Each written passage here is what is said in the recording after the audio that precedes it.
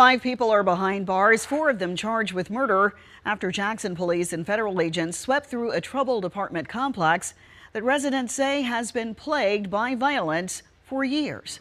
3 News Side's Darius McCormick is live where the chief says this crackdown is only the beginning. Darius.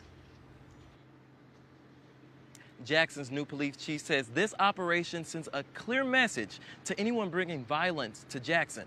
Your time is up. On Tuesday, Jackson police and the U.S. Marshals executed 3 arrest warrants and 2 search warrants at Rebelwood Apartments on Rebel Woods Drive. Investigators say they seized 3 AR-style pistols and a 9mm handgun.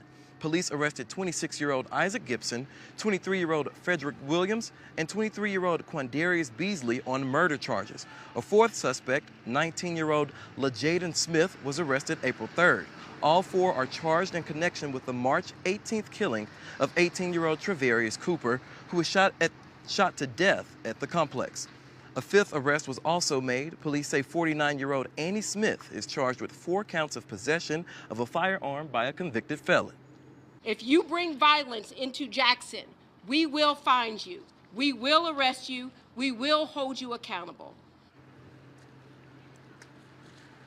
Rebelwood has generated hundreds of calls for service. Chief Brackney says Jackson police are now maintaining both uniformed and plainclothes officers at the complex, and she says more arrests are expected.